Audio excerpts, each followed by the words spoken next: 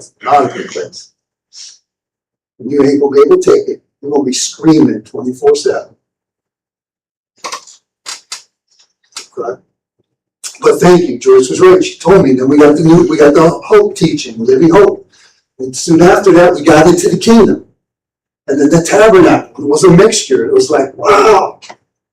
And Joyce and I, this is bigger than what the DHT was and JJLM was. It's just bigger. It's the whole, going through DB, I heard just a couple of teachings on God's master plan. Curry, of course, God's master plan. But it wasn't to the extent that this man, because he lived under a kingdom, he gets it. He understands kingdom. He understands colonization. It's so true. It's so right. It's the right message. But go ahead and research it. See who else teaching kingdom? How many books are out there on kingdom? There's a lot on the blood, the cross, this and that, and holiness. But what about the kingdom? Okay, so going forward here, I'll start into the secret plan. I don't know if you want to go downstairs, but we'll spend the last half hour here. And anybody have anything else to say before James? Yes. I was in the Navy. Met a dear brother that started a church with him, and it was Washington E Church. Washington E Church? Well, not much, but what I'm trying to say is they stand for a lampstand in the city. So they're the church of Cleveland, they're the church of Akron. They say we're all believers. And they teach kingdom life. And what you're talking about, they're right on. Yeah. And then I went to a conference last weekend on Saturday that I came here. So I met precious saints from all over the country. And like some of them come from different areas, like Chicago, Detroit, Columbus. Be as oneness and be a lampstand for that city.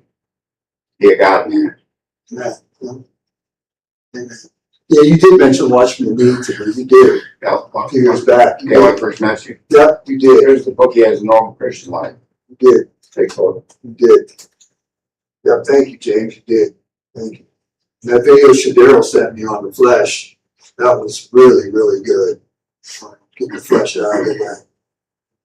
Really good. Yes, God. Have you ever heard of Eric Butterworth? I haven't, Eric Butterworth.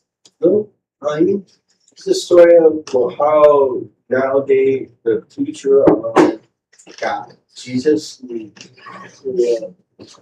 especially Old Testament and New Testament are written. Something else to add around. He thinks he's Mr. Spiritual Chapel like Thomas God. Can research it, see. Eric Butterworth, though, it's easy to say and it's something I understand, but we get a lot of bacon and we go. Okay, Scott, I'll look into it. Eric Butterworth. Yeah. Okay. I remember. Yes. Real heaviness and offering the time for confession. Whoever needs or wants to confess. It's allowed her to. And in light of the word, I was drawn to confess your sins to one another and pray for one another that you may be healed. And that whoever's the word is for, that there is a place for them to be forgiven and healed. And to have to be in God's grace rather than the anger.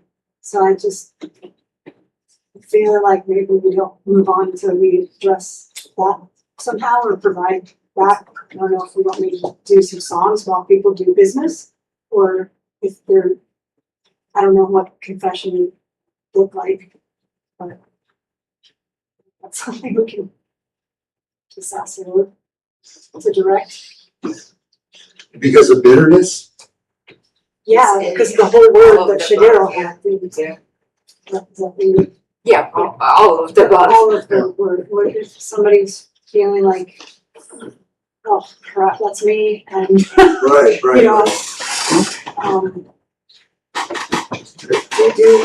do it. Now, I just feel like now is the time. Right now, Yeah. this moment, Now is the time. Like, don't walk out of here this week, letting it weigh on you and trouble you more. If that word spoke to you last week, and you know it's you, do the business now. Because you don't know if you're gonna get, that was, we've heard other words. I've had words along the same lines, just not